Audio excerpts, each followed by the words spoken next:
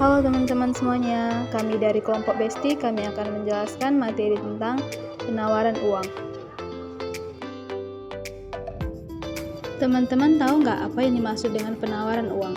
Penawaran uang adalah semua arus moneter yang oleh bank sentral disebut M1, yaitu jumlah total uang kartal dan uang giral yang dimiliki oleh semua rumah tangga dan perusahaan. Terdapat 3 pemain dalam proses penawaran uang. Yang pertama adalah bank sentral, yaitu lembaga pemerintah yang mengawasi sistem perbankan dan bertanggung jawab terhadap kebijakan moneter di Amerika Serikat. Lalu yang kedua adalah bank atau institusi simpanan, yaitu lembaga perantara keuangan yang menerima simpanan tabungan dari perorangan maupun lembaga dan menyalurkan pinjaman. Dan yang ketiga adalah penabung, yaitu perorangan maupun lembaga yang memiliki simpanan di bank.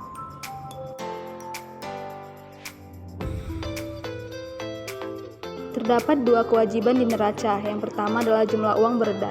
Jumlah uang beredar adalah jumlah uang yang berada di tangan masyarakat. Uang yang dipegang oleh institusi simpanan juga ditanggung jawab dari The Fed, namun dihitung sebagai bagian dari cadangan.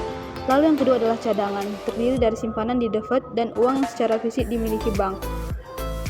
Cadangan adalah aset untuk bank, namun kewajiban untuk The Fed, karena bank dapat menarik uang tersebut kapan saja dan The Fed diwajibkan untuk memenuhinya. 2 aset di neraca The Fed penting karena 2 alasan. Pertama, perubahan dalam aset mendorong perubahan cadangan dan basis moneter dan akhirnya juga memengaruhi penawaran uang. Kedua, karena aset-aset ini memperoleh suku bunga lebih tinggi dari kewajiban atau uang beredar yang tidak memberikan bunga dan cadangan.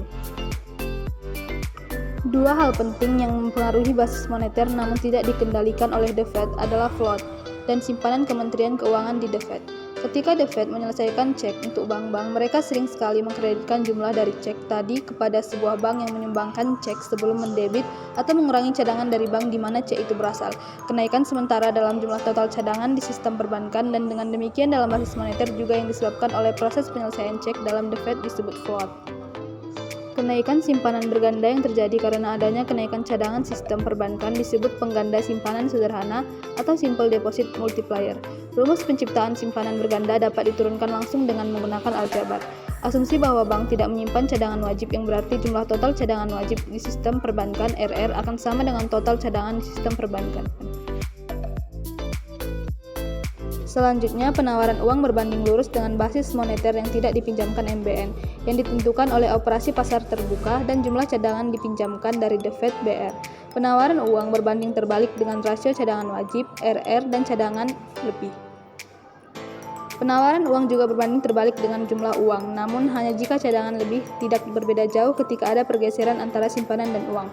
Model proses penawaran uang memperhitungkan perilaku ketiga pelaku dalam proses penawaran uang. Terdapat 5 faktor yang menentukan penawaran uang. Yang pertama, perubahan di basis moneter yang tidak bisa dipinjam. Kedua, perubahan dalam cadangan yang dipinjamkan. Yang ketiga, perubahan dalam rasio cadangan wajib. Yang keempat, perubahan dalam cadangan lebih. Yang terakhir adalah perubahan dalam uang yang disimpan. Baiklah, sekian dulu ya materi kita pada video pembelajaran kali ini. Semoga bermanfaat dan terima kasih.